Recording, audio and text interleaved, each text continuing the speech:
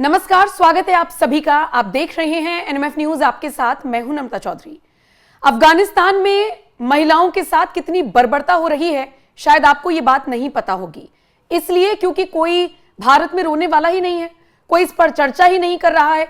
फिलिस्तीन, गाजा पर छाती पीटने वाले आप चुप हैं। मतलब आप सोचिए कि जो गुलाम बना दिए जाते हैं ना, उनसे भी ज्यादा गई गुजरी हालत इस वक्त वहां पर महिलाओं की हो चुकी है। आप सोचेंगे मैं पढ़ाई लिखाई की बात कर रही हूं, नहीं। उनको यह तक कह दिया गया है कि आपको तब तक पिटते रहना है जब तक आपके पति का मन नहीं भरेगा। मतलब इतनी बुरी तरीके से हालत में महिलाओं को वहां पर रखा जा रहा है। ये अजीब अजीब से कानून और नियम वहां पर लाए जा रहे हैं, लेकिन कोई इस पर बात नहीं कर रहा। खासकर इंडियन मुस्लिम से ये उम्मीद की जा रही है कि वहां की महिलाओं पर भी बोलना चाहिए। यहां पर जो महिलाएं बुर्का पहनकर आ जाती हैं, ज्ञान बांटती हैं कि दीन को पहले रखो, ईमान को पहले रखो, उन्हें वहां के हालातों पर भी बोलना चाहिए। तभी तो मैसेज जाएगा कि आप अनबाइज्ड हैं और सबके लिए बराबर सोचते हैं। आज इसी पर चर्चा करेंगे। मेरे साथ चर्चा करने के लिए मेरे वरिष्ठ सहयोगी पंकज प्रसून हैं। पंकज जी, यहाँ के मुसलमान क्या सोचते हैं, क्या नहीं सोचते, इस पर बाद में आएंगे। मुझे बताइए, अफगानिस्तान में महिलाओं के खिलाफ जितने भी ये कानून लाए जा रहे हैं, ये कौन कौन से कानून है, कितनी परेशानी में है वहां की महिलाएं? अभी हाल में कानून लाया कि पढ़ाई लिखाई जरूरी नहीं है महिलाओं के लिए। दूसरा कानून लाया कि बिना पति या शौहर बोलते हैं वो, बिना शौहर के या घर के मर्दों के कोई बाहर नहीं निकल सकती। तीसरा आपने बताया है कि अगर पति की इच्छा हुई कि आज मुझे अपनी वाइफ को पीटना है, तो वाइफ का ये फर्ज है कि वो तब तक मार खाते रहे जब तक कि पति का दिल शांत ना हो जाए। और ये सब नए नए कानून आ रहे हैं, हमारे यहाँ किसी को कोई फर्क पड़ता नहीं। मैं बताऊं, बड़ा इंटरेस्टिंग कहानी से शुरू करूंगा। मेरे एक बचपन का दोस्त है अशरफ, यही गांव में साथ में थे, अगल बगल का गांव था, दोनों स्कूल में पढ़ते थे। अभी हाल में मुझे मिला, तो मैंने कहा हम लोग बिहार में कहते कार्य अशरफ, वाह किधर है? तो बोला मेरा नाम अशरफुल दीन पता नहीं कौन फिल जो जूता है। मैंने कहा ये कैसा नाम है रे? बोला आपको पता नहीं कि मैं क्या हूँ, फाजिल हूं या कुछ इस तरह करके बोला। और मैं अरब वगैरह, वो चोला वोला पहने हुआ था जो नहीं पहनते हैं अरब वाले, उस तरह रुमाल उमाल बांध के। मैंने कहा ये क्या हुलिया बना रखा है? तो बोला कि अब मैं स्कॉलर हो गया हूं।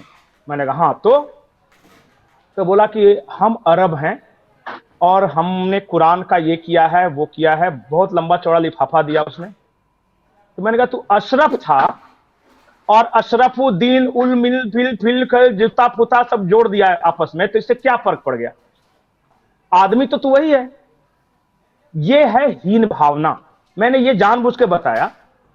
आप देखिएगा कि हम लोग के पिताजी के पीढ़ी उससे ऊपर वाले में गांव में रहते थे, ये मियाँ जी का घर है, आराम से बोल देते थे, कोई दिक्कत नहीं। अरे हाँ, और नाम भी मियाँ जी मतलब नॉर्मल था, और नाम यही रहता था अब्दुल, जौहर, तो ये करके कुछ न कहिए, अशरफ, जो भी रहा है। अब पता उन लोग नाम भी बदल बदल के रखने लगा है। अकबरुद्दीन अहमद लेघारी, पता चला वो अरबी सब नाम रखने लगा है। मैंने कहा कि ये क्या नया जादू है भाई, क्या हो रहा है? तो जहनी तौर पे क्या हो रहा है मैं आपको समझाता हूं कि जब से अरब में सीआईए ने रेडिकल इस्लाम लाया, वहाबी मूवमेंट, तो वैसे मुसलमान जो पहले से हीन भावना के शिकार थे, जिनको फक्र नहीं था अपने मुसलमान होने का, उन्होंने कॉपी करना शुरू किया दूसरे का। जैसे कि भारत में इस्लाम बहुत पहले आया है, लेकिन इन लोगों को लगता है कि जब तक मैं ईरानियन नाम नहीं रखूंगा या अरबी या सऊदी वाला नाम नहीं रखूंगा, तब तक मैं मुसलमान नहीं कहलाऊंगा। जबकि मुसलमान से उसका कोई मतलब नहीं, वो अरब है।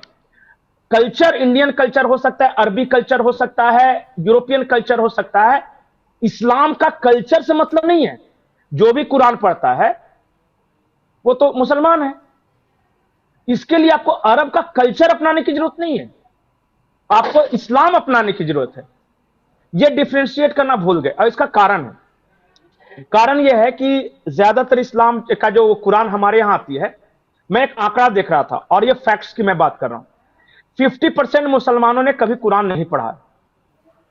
यह फैक्ट्स है। मैं उसके बाद जो पढ़ा है उनमें से 40% ने अरबी में पढ़ा है, जो फारसी में, जिसका मतलब इनको कुछ नहीं पता, क्योंकि ये तो बिहारी है ना, भोजपुरी बोलते हैं, तो बुंदेली बोलते हैं, तो ये सब, तो वहां मौलवी साहब ने रट्टा लगवा लिया, अलिफ ली बे ते, तो इनको मतलब थोड़ी पता है कि क्या है, ये तो ऐसे ऐसे करके सिर्फ रट लिए। तो कुल मिला के इस देश के 80% लोगों को इस कुरान का पता ही नहीं कि क्या है वो। सिर्फ 10 से 15% लोग हैं जिन्होंने या तो ट्रांसलेटेड वर्जन पढ़ा है या ऑनलाइन वगैरह ये सब देख के उन्होंने सीखा है। तो 10% को पता है, तो बाकी 80% के साथ क्या होता हो? उनको कौन इस्लाम बताता है? उनको इस्लाम बताते हैं पड़ोस के मौलवी साहब। अब पड़ोस के मौलवी साहब का दिल सकीना पे आया तो वो कहते हैं कि सकीना को अगर मौलवी के पास भेजे तो ये अच्छी बात है, क्योंकि वो सामने वाले को तो पता ही नहीं ये बात ना, और वो तो पूछते भी नहीं कहने है, का मतलब वो काउंटर भी नहीं करते हैं, अरे जो पढ़ाया जा रहा है उसे ले रहे हैं। तो उनको क्या पता? उनको तो किताब दे दिया और ज्यादा से ज्यादा बहुत क्या तो अरबी में रख लिया। अब ये मौलवी साहब उसमें खेल करते हैं, बीच में खेल क्या करते हैं कि अपना चीज उसमें ऐड करते हैं। नेल पॉलिश नहीं लगाना है, तो टीवी नहीं देखना है, तो रेडियो नहीं सुनना है, तो बच्चे ये सब कहीं नहीं लिखा है। अच्छा बताइए, पैगंबर मोहम्मद के साहब के जमाने में नेल पॉलिश था ही नहीं, तो कैसे बोलेंगे कि लगाना है कि नहीं लगाना है? जब जो चीज है ही नहीं उसके बारे में कैसे बोलेंगे? कहते हैं मेकअप नहीं लगाना है, तो मेकअप उस वक्त मेकअप हुआ नहीं था, कुरान में कहीं मेकअप नाम के शब्द का जिक्र ही नहीं है। तो ये मौलवी साहब बीच में बता रहे, क्योंकि इनको नहीं पसंद है कि फलाने की बेटी अच्छी सुंदर दिखे और जाके ऑफिस में काम करे, तो इन्होंने अपनी तरफ का इस्लाम में हराम है, टीवी देखना हराम है, म्यूजिक सुनना हराम है, नौकरी करना हराम है, हंसना तक हराम है बाजार में। अब बस सिर्फ हलाला करवाना मौलवी साहब से ठीक है। तो ये सब इन लोगों ने सिखाया है। तो मैं इसलिए कह रहा था कि और इसका असर यह हुआ कि होता क्या है कि जब भी कोई दाढ़ी, टोपी, छोटा पैजामा, लंबा कुर्ता या कोई महिला पूरा बुरके में नशी आए तो लोगों को अपने आप लगता है कि स्कॉलर तो होगा ही होगा। अरे भाई, उसने भेष बना के रखा है वैसा, उसने पढ़ा है या नहीं पढ़ा है किसको पता? अब जरूरी थोड़ी है कि जो उस तरह का ड्रेस पहन के घूम रहा है वो सब स्कॉलर ही हो, लेकिन मान लेते हैं लोग। अब उसमें से क्या बताया गया इनको? हर देश का अलग अलग कपड़े, अलग अलग खाना, अलग अलग सब कुछ है कि नहीं? हमारे यहां बंगाली मुसलमानों को बताया गया कि लुंगी पहनना ठीक नहीं है, इससे तुम बंगाली कह जाओगे। तो अब बेचारा कलकत्ता की गर्मी में जहां नंगे बदन भी पसीना चलते रहता है, लेकिन वो इस्लाम कहलाने के लिए ऊपर से चोला ओढ़े हुए है पूरा, और अंदर से एकदम असबस हो रहा है, लेकिन क्या करे, इस्लाम कहलाना है ना। ये नहीं देख रहा है कि क्लाइमेट ठीक है यहां का नहीं। अच्छा, गंजी लुंगी पहनने वाला आधा मुसलमान हो गया, और अरब में धूल से बचने के लिए जो माथे पे लगाते हैं, जब तक वो भारत में लगा कर नहीं घूमेगा तब तक पूरा मुसलमान है। कैसे पता? ये है ना, ये हीन भावना है कि नहीं? हमारे यहाँ भोजपुरी बोलते हैं सारे है तो मुसलमान, मौलाना मौलवी यही वाले, क्योंकि अगर भोजपुरी में ट्रांसलेट हो जाएगा तो वो भी समझ जाएगा कुरान को। सारे भारतीय भाषाओं में ट्रांसलेट क्यों नहीं करवाता? क्योंकि सबको पता चल जाएगा किसमें क्या है, तो मौलाना साहब की दुकानदारी का क्या होगा? और एक बात आपने देखा होगा, और बहुत इंपॉर्टेंट बात है, कि भारत के मुसलमान दुनिया भर के परेशानी से परेशान हैं। जब फिलिस्तीन और इजराइल का झगड़ा हुआ तो ये पहुंच गए, ये पासपोर्ट ऑफिस, वीजा ऑफिस, हमें भी इनरोल करो, इंशाल्लाह जिहाद करेंगे, शहीद हो जाएंगे इस्लाम के लिए। इन गधों को ये नहीं पता है कि वहां इनको पहचानता भी कोई नहीं। और अपने पड़ोस में, मान लिया अफगानिस्तान में जो बताया ना, महिलाओं के साथ ये हो रहा है, एक बोलेगा नहीं, बोला ही नहीं कोई, अभी तक कोई भी टिप्पणी नहीं आई। इसीलिए कि ये पूरी तरह इनकी जो साइकोलॉजी है वो हिंदू सेंट्रिक साइकोलॉजी है। क्योंकि इस एरिया में हिंदू ज्यादा है, तो वो ऐसा कुछ नहीं करना चाहते ताकि हिंदू हमारा खिल्ली उड़ाए या हिंदू से हम एसोसिएट हो जाएं। जहां रहेंगे, जहां क्रिश्चियन के बीच में ये रहेंगे ना, तो ऐसा कोई काम नहीं कहे क्रिश्चियन इनको खराब बोले। आपस में भसड़ मची हुई है, वो अलग बात है, लेकिन भैया बताना नहीं है कि हम इतने गंदे हैं। अरे यार, खुल के जियो। मैं देख रहा था कल, एक भाषण आ रहा था, एक मौलाना ने कहा, पता नहीं कौन है वो गधा, वो कह रहा था कि 9 मंथ की प्रेग्नेंट हो अगर, और ऊंट के पीठ के पीछे बैठी हुई है, और तुम्हारे शौहर का मन करे तो वो कर सकता है, क्योंकि तुम उसकी खेती हो और तुम्हारा उस खेती को जोतना उसका पता नहीं फर्ज है वगैरह, उर्दू में बोलते हैं कुछ। मैंने कहा कितना बड़ा गधा है। और इस तरह जाहिल लोगों को भी स्टेज दिया हुआ है इस्लाम समझाने के लिए। लेकिन क्या करें, एक निदा फजली साहब थे, उनका एक शेर है, मस्जिदों से उठ उठकर नमाजी चले गए, मस्जिदों से उठ उठकर नमाजी चले गए, दहशतगर्दों के हाथों में इस्लाम रह गया। जो शरीफ है, जो पढ़ा लिखा है, वो बेचारा चुपचाप है, बिल्कुल, वो कोने में है, वो अपने बच्चों को अच्छी शिक्षा दे रहा है, अच्छा पोजीशन दे रहा है कि मैं अपने बच्चों को अच्छी शिक्षा दूं, अपना रोजी रोटी पे जाऊं, ये अलग मकसद से उठ रहे हैं। बिल्कुल। वो और बाकी जो जाहिल हैं, जिसको बारे में बोल रहा था, जिन्होंने ना पढ़ा है ना समझ में आता है। अच्छा, मैं बहुत ऐसे दोस्त हैं जो कि बहुत कहते हैं इस्लाम जिंदाबाद, मैंने कहा कि कुछ बता यार मुझे भी, तो कुरान आपकी समझ में नहीं आएगा। मैंने कहा भाई रॉकेट साइंस थोड़ी ना है, बता के देख, हो सकता है समझ में आ जाए। तो उसको खुद ही नहीं पता है, वो उर्दू या फारसी में कुछ एक दो शब्द बोलता है, ला ला ला ला, अब बोले इसका मतलब, तो बोला वो तो मौलवी साहब बताएंगे। मैंने कहा तू रट्टू तोता है, तू खाली पढ़ के मतलब कि कुछ तो मीनिंग समझो। मैं बार बार बोलता हूं, इस देश में, किसी भी देश में, अगर मुसलमानों को अच्छी जिंदगी जीनी है तो पढ़े लिखे लोगों के हाथ में नेतृत्व सौंपना होगा। नहीं तो ये कौन सा विषय जो मौलाना हर राज्य में घूमता है ना, कल ही एक तो अशरफी, क्या नाम था उसका, जरदालू, अरे इस तरह जो कल आलतू फालतू बात बोल रहा था शिव जी के बारे में, या फिर वो ट्रिम कट दाढ़ी वाला, हाँ जर्जिश, और वो बरेली वाला, और ये जो भाग्य मलेशिया, इन सब गधों के चक्कर में रह जाओगे, अपने तो बदनाम है ही, तुम्हें भी बदनाम करेंगे। बिल्कुल। तो अगर आइडियल भी बनाना है तो एपीजे अब्दुल कलाम को बना लो, और कोई पढ़े लिखे, अरे सिप्ला के मालिक हैं उन्हीं को बना लो, विप्रो के मालिक हैं उनको बना लो, बहुत अच्छे अच्छे पोजीशन पे हैं। तो ये बगल का मौलाना उसका खुद ही नहीं है खाने का, और वो तुमको पूरे दुनिया के खिलाफ बताते चल रहा है कि असली जिंदगी तो मौत के बाद शुरू होती है, इसलिए बेटा बम बांध लिया, फट जा बाजार में।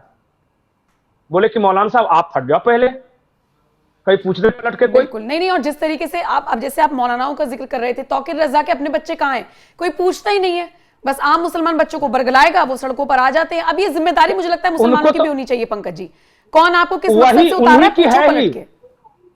उन्हीं की जिम्मेदारी है ही। और ये जैसे मैं कहूंगा, अगर मैं और आप कहेंगे ना तो रिएक्शन होगा। जैसे मैं किसी मुसलमान को बोलूंगा कि यार ये जाहिलियत छोड़ो, शिक्षा से नाता जोड़ो, तो बोलेगा तू कौन होता है बताने वाला। ये उनके बीच के लोगों को बताना होगा, क्योंकि आपको तो वो गैर समझता है। और ये रिफॉर्म होना चाहिए, हो भी रहा है, मैं ऐसा नहीं बोल रहा हूं कि नहीं हो रहा है। ये एक सेक्शन जितना ज्यादा कट्टर होता जाएगा, उसी तबके का मेजोरिटी उतना ज्यादा प्रोग्रेसिव होता जाएगा, और ये दुनिया का दस्तूर है। अरब सबसे ज्यादा कट्टर था, इसलिए आज वो सबसे ज्यादा रिफॉर्म के लिए मर रहा है। बिल्कुल, ये होता है। पाकिस्तान में देखिए बहुत ज्यादा कट्टरता फैलाई गई, सरकारी पैसे से फैलाई गई, लेकिन इसके बावजूद अब वहां एक, कल मैं पॉडकास्ट सुन रहा था, वो क्या बोल रहे थे पता है, आप सुनिएगा तो आपको हंसी आएगी। वो कह रहे थे कि मैं चौहान हूं, मैं बट हूं, मैं चौधरी हूं। बोला कि मुसलमान कहां है यहां, वो कल वो बता रहे थे। वो एक को बोला कि आपका क्या नाम है, तो सब मेरा नाम सलमान चौधरी, मतलब सपोज से, तो बोला तो चौधरी है ना, सलमान कब आया। वो पूरा सरनेम लगा के घूम रहे हैं हिंदुओं वाला, और पता चला कि इस्लाम के लिए पैसे लगा रहे हैं। अब वहां के लोग पूछ रहे हैं, वहां के लोग ये पूछ रहे हैं कि बेटी की विदाई में क्यों रोते हैं, क्योंकि ये तो इंडियन कल्चर है।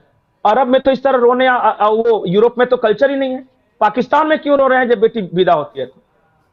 और ये नुसरत फतेह अली खान क्यों गा रहे हैं कि सजी सुर्ख जोड़े में चांद सी दुल्हन। सुर्ख जोड़ा कहां से आ गया? सुर्ख जोड़ा तो पूरा अरब में कोई नहीं पहनता, सुर्ख तो सिर्फ भारत, पाकिस्तान और बांग्लादेश में। वो लाल जोड़ा शादी का ये तो कहीं नहीं आता। सो हम हैं कौन भैया? तुम सिंधु के बेटे हो, गंगा के आसपास फैले हो, ब्रह्मपुत्रा तक गए हो, तुम यहां के हो।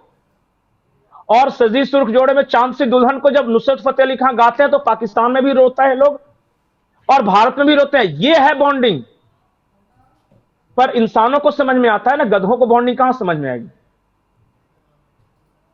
चलिए ठीक है, इसी के साथ इस वीडियो में इतना ही। पंकज जी बहुत बहुत शुक्रिया। बाकी अफगानिस्तान में जिस तरीके से नियम कायदे कानून आ रहे हैं उनको लेकर इंडियन मुस्लिम्स की टिप्पणी, खासकर वो जो स्कॉलर्स बनते हैं, जो बड़ी बड़ी बातें करते हैं, जो दीन का हवाला देते हैं, जो कभी भी इस तरीके से इंस्पायर नहीं करते हैं बेटियों को कि आप आईएएस पीसीएस बनो, बल्कि दीन दीन दीन चिल्लाते हैं, उन्हें अफगानिस्तान की तस्वीरें भी बतानी चाहिए कि वहां पर लड़कियों का क्या हाल हो रहा है। बहुत बहुत शुक्रिया पंकज जी। बाकी इस खबर पर आपकी राय क्या है कमेंट सेक्शन में बताएं। खासकर अगर आप मुस्लिम कम्युनिटी से आते हैं तो आप क्या राय रखते हैं, अपनी राय जरूर दीजिएगा, कितने सहमत हैं बताइएगा। और बाकी खबरों के लिए एनएमएफ न्यूज देखते रहिए।